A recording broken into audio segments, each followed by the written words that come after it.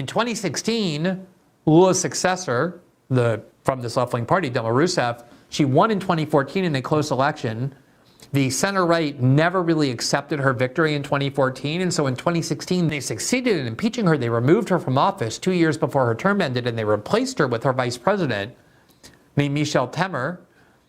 And the Brazilian left despised Michel Temer, thought he was guilty of a coup, and he joined forces with the center-right in trying to implement austerity.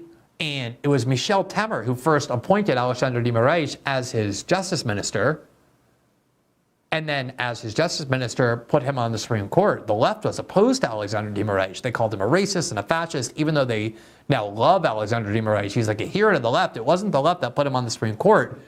His power became so extreme that even the New York Times twice expressed concern about it before the election. And imagine how much it takes for the New York Times to express concern about a censorship regime and other attacks on due process and free speech being implemented by a judge against a right-wing political movement, which is the Bolsonaro movement, and in defense of a more left-wing government, which is Lula da Silva. You know the New York Times wanted Lula to win, but they were still extremely concerned by what this judge was doing. Here, for example, in September of 2022, so just 2 months or so before or a month before the Brazilian election, here is the New York Times, and there's a picture of Alexandre de Moraes. The headline was, "To defend democracy, is Brazil's top court going too far?" Brazil's Supreme Court has acted as the primary check on President Jair Bolsonaro's power. Now many are worried the court is posing its own threat. That's exactly what's happening in the United States.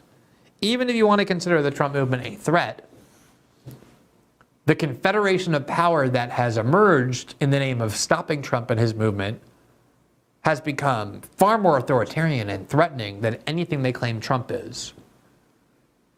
Precisely because of that mentality I was describing earlier, that if you become so self-righteous in your political views that you are fighting some serious threat, you begin to believe that you are justified in any sort of authoritarian or even tyrannical methods because your cause is so just. That's the kind of mentality this engenders. And almost all of the Brazilian left, with a few exceptions, have stood by and cheered all of this. Something that was so extreme that even the New York Times decided to warn about. Quote, "Mr. Moraes has jailed 5 people without a trial for posts on social media that he said attacked Brazilian institutions." Let me just read that again. Mr. Moraes, that's the Supreme Court judge in Brazil, has jailed 5 people without a trial for posts on social media that he has said has attacked Brazil's institutions. This is in 2022, before Lula was elected. He has also ordered social networks to remove thousands of posts and video with little room for appeal. In many cases, Mr. Moraes has acted unilaterally, emboldened by new powers the court granted itself in 2019. This regime that is so threatening began in 2019, 3 years before Lula was elected. And these new powers the court granted itself in 2019 allow it to, in effect, act as an investigator, prosecutor, and judge all at once in some cases. And I would go so far as to even say that it's not just the court is acting as investigator, prosecutor, and judge, although it does that. It starts its own investigation. It prosecutes the person, it convicts them, it issues punishments with no due process and no explanation of any kind.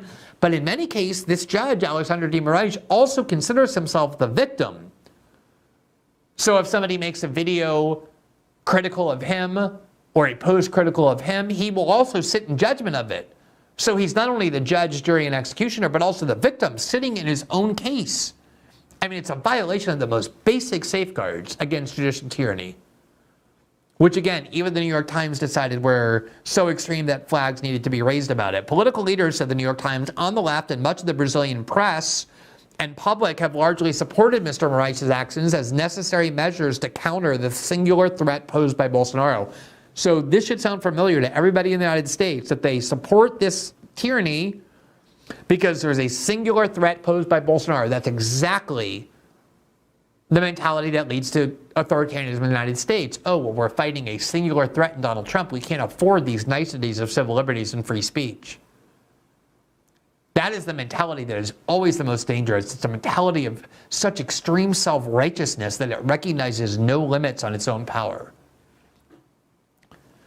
Quote, but many legal experts say that Mr. Moraes' shows of force under the banner of saving democracy are themselves threatening to push the country toward an anti-democratic slide. I just want to make clear that the picture is more complicated than, oh, censorship happened because Lula got elected and people started getting put into prison. It's really coming from the Brazilian Supreme Court, and it happened before Lula was elected. The reality is that this censorship regime and this attack on due process, this forced closing of media outlets, and the requirement that certain conservative media outlets fire certain people, their most popular, genuinely right-wing hosts, is something that has been happening since 2019 while Bolsonaro was still president.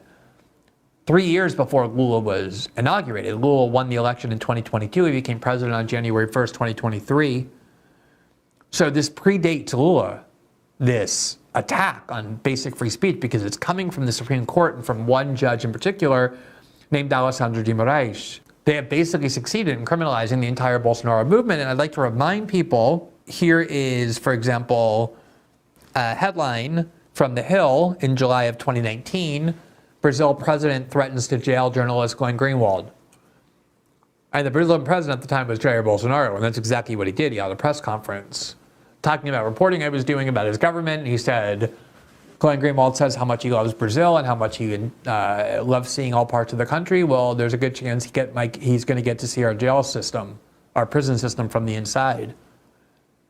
And then 6 months later, I was actually indicted, not really because of Jair Bolsonaro, but because of his justice ministry and the justice minister on whom we were reporting and allies of that justice minister inside the equivalent of the Justice Department. They charged me with being a conspirator, co-conspirator with my sources.